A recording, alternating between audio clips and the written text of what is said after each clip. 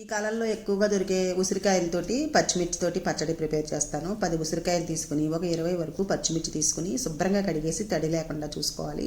Stove మీద కడాయి పెట్టేసి ఒక 2 స్పూన్ల తెల్ల నువ్వులు వేయించుకోవాలి. డ్రై రోస్ట్ చేసి వేయించుకుని చల్లారిన తర్వాత పొడి చేసుకుని పక్కన పెట్టుకోవాలి. మళ్ళీ కడాయిలో ఆయిల్ వేసి ఉసిరికాయలన్నీ కూడా వేయించేసుకోవాలి.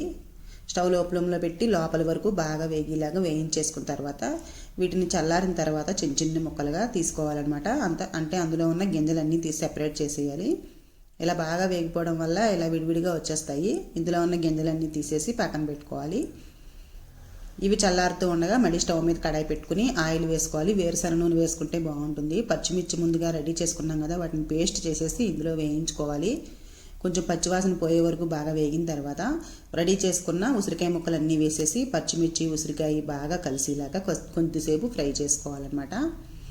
ఇలా ఫ్రై చేసుకుంటున్నప్పుడే కొంచెం సరిపడినంత సాల్ట్ అలాగే పసుపు కూడా వేసేసుకుని ఉసిరికాయ పచ్చిమిర్చి బాగా కలిసేలాగా కొద్దిసేపు మగ్గించుకోవాలి. ఇలా ఆయిల్ కొంచెం సెపరేట్ అయిపోయిన తర్వాత చల్లారనివ్వాలి. బాగా చల్లారిన తర్వాత ముందుగా రెడీ చేసుకున్న నువ్వుల పొడి ఉంది కదా, అది వేసేసుకుని బాగా కలిపేసుకోవాలి. ఇప్పుడు ఇందులోకి మనం పోపు వేసుకోవాలన్నమాట.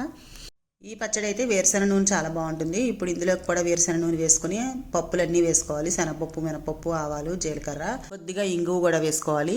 అలాగే కొంచెం కరివేపాకు, వెల్లుల్లి రెబ్బలు కొంచెం క్రష్ చేసి వేసుకోవాలి. 1 లేక 2 ఎండుమిర్చి వేసుకుని బాగా వేగనివ్వాలి. ఇవన్నీ వేగిపోయిన తర్వాత ముందుగా రెడీ చేసుకున్న పచ్చళ్ళు వేసేసుకుని కలిపేసుకోవడమే. చాలా బాగుంటుందండి. కూరతో అవసరం ఉండదన్నమాట. ఈ పచ్చడి వేసుకు తింటే ఒక్క రోజులో బాగా ఊరిపోతుంది. ఇలా డబ్బాలో స్టోర్ చేసుకుని ఫ్రిడ్జ్లో పెట్టేసుకోండి. 10 రోజులు 15 రోజులు అయితే బయట ఉంటుంది. ఫ్రిడ్జ్లో పెట్టుకుంటే ఎక్కువ రోజులు నిల్వ ఉంటుంది. నచ్చితే లైక్ చేయండి. Thank you for watching.